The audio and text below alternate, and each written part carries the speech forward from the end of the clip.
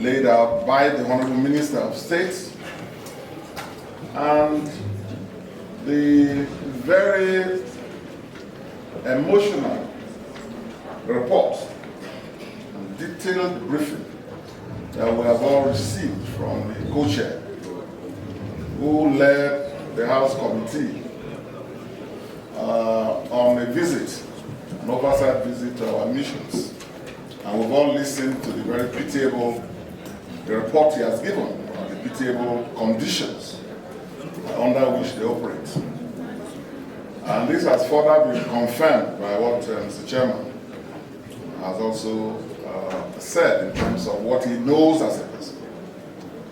Mr. Chairman and my dear colleagues, the Ministry of Foreign Affairs and its officers are the chief marketing officers of the Federal Republic.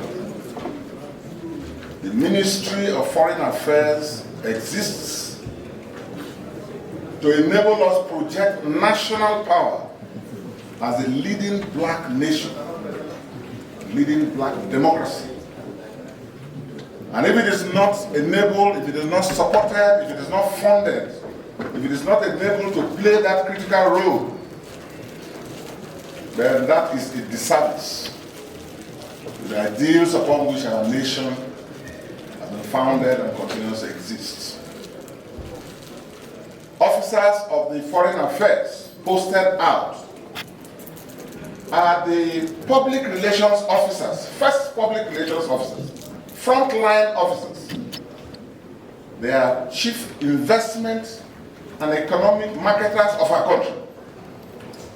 Because the president visits any nation, even when he leaves, that is commendable, but who are the officers there that will drill down and then translate those broad plans and objectives and diplomatic initiatives into practical terms that can be interpreted to mean an enhancement of our national honor and national power.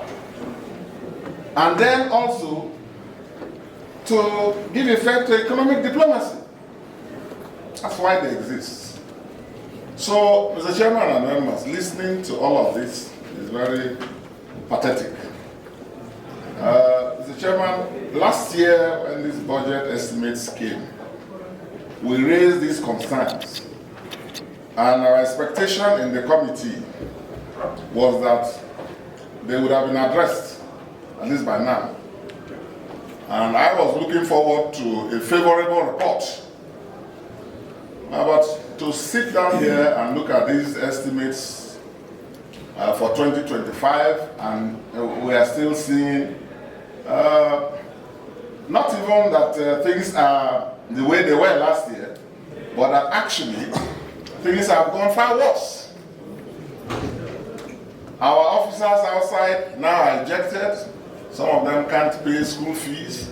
Some of them are here are sending SOS messages back home to Nigerians, their relations here, their friends, for them to have support, financial support, to enable them to survive.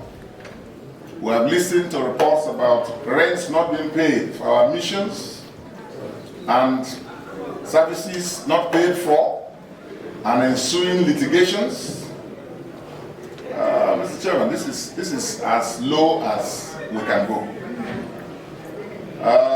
Furthermore, in the next 4 months, this administration will be 2 years. And it is sad, and I think we should point that out. It is sad that up till now, Mr. President has not deemed it fit to appoint ambassadors who will lead the diplomatic offensive around the world on behalf of the Federal Republic of Nigeria.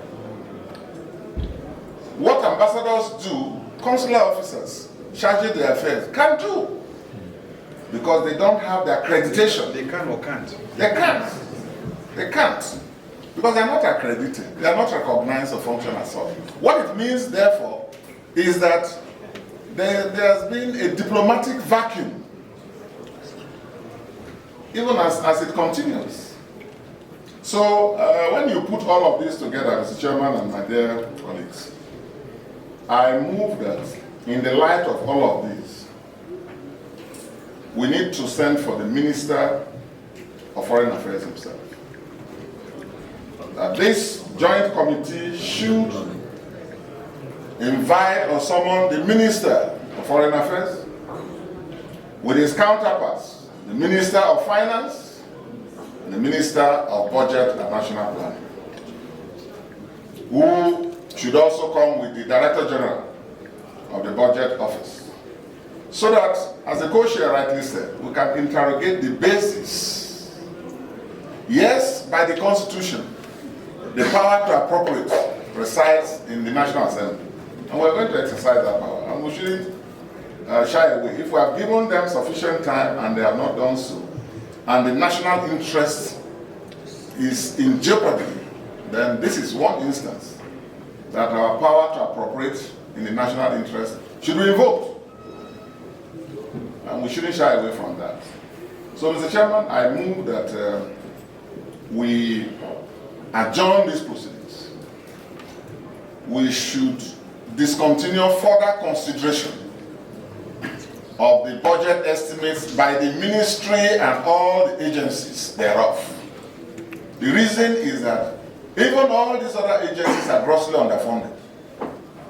And they've all been set up for specific purposes to advance the national interests.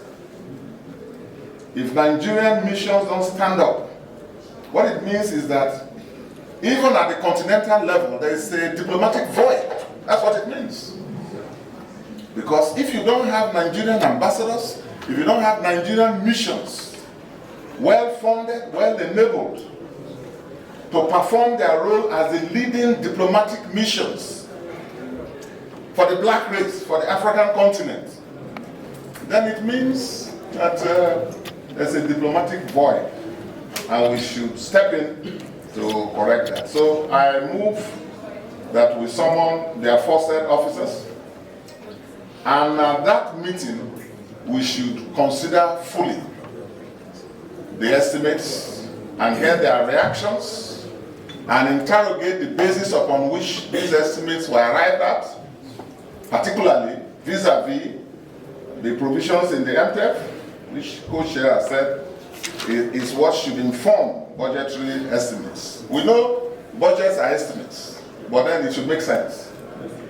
And the budgetary estimates should not just make sense, they should align with our national priorities. And if funding and equipping and supporting and enabling our foreign missions, the Ministry of Foreign Affairs, to carry the Nigerian flag, and by so doing, the African flag diplomatically enable us project power. If we don't do that, then I think we'll be failing our duties as a country. So I so move.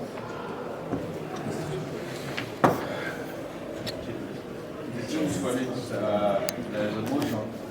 So